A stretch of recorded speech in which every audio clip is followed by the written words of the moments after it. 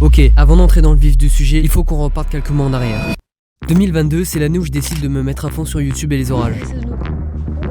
Mais toutes ces images sont déjà publiées, je vous invite à aller les voir si c'est pas déjà fait. En 2022, j'ai vraiment une saison orageuse de rêve. Elle a commencé le 12 avril et fini le 20 novembre. Avançons début septembre 2022. La saison orageuse semble reprendre après une période plus ou moins calme. L'après-midi, on va retrouver notre axe le plus orageux. Jusqu'au 8 septembre où un orage éclate sur la ville d'Amiens. On comprend que ce sera probablement le dernier orage de la saison. Mais je me doutais pas qu'à partir de ce jour, une terrible malchance allait s'abattre sur moi. Subitement, en octobre, plusieurs fortes dégradations orageuses s'enchaînent. Le retour d'un temps estival plus chaud que la normale pour les dernières semaines d'octobre, malheureusement. Nous sommes en 2022, la chaleur ne nous quittera pas jusqu'au bout. Le 17 octobre, je suis réveillé très tôt par l'orage. Malheureusement, il est trop tard et l'orage s'éloigne déjà rapidement. Mais j'ai pas trop à me plaindre quand même.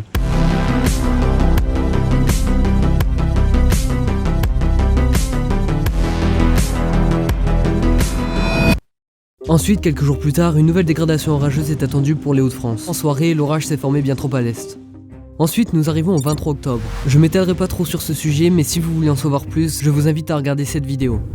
Le 23 octobre 2022 a été une journée marquante pour les habitants du petit village de Bihucourt.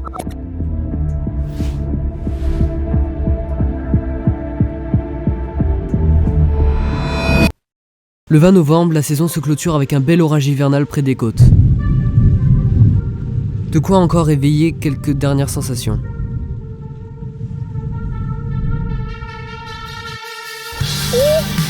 En 2023, il n'aura pas fallu attendre longtemps pour avoir le premier orage de l'année.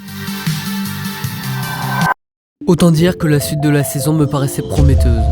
Mais en prenant un peu de recul, cet orage était en fait une simple averse qui aura donné un seul impact de foudre. Ensuite, après un mois d'avril plutôt calme, c'est le 5 mai où un nouvel orage semble vouloir me faire l'honneur de sa présence. Bon. Bah voilà, hein. C'est de l'intra en activité électrique, mais... Merde! Oh la vache! Oh là ça pique, hein.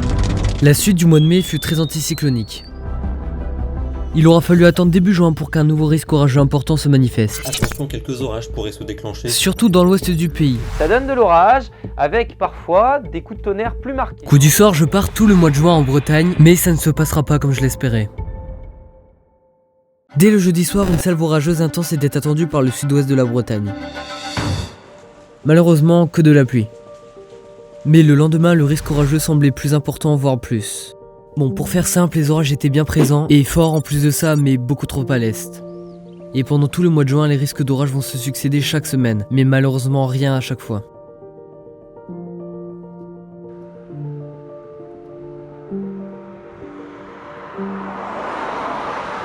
Mais pendant ce temps-là, à Amiens, c'est à ce moment-là que les orages ont décidé de se réveiller. Frustré de tout ça, il n'y a qu'un moyen pour me faire penser à autre chose.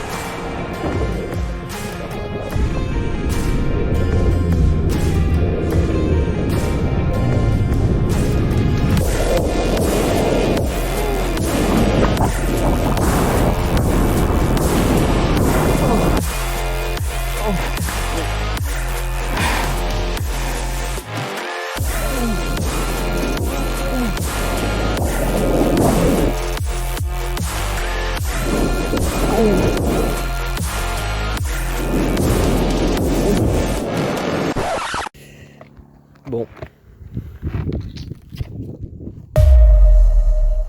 Là, à l'heure où je vous parle, on est fin juillet et je n'ai toujours pas vu un orage. En vidéo, ça paraît rapide, mais croyez-moi que presque un an sans orage, c'est extrêmement long et surtout très déprimant. Et sinon, si je vois toujours pas d'orage d'ici là, eh bien, je vous dis à l'année prochaine.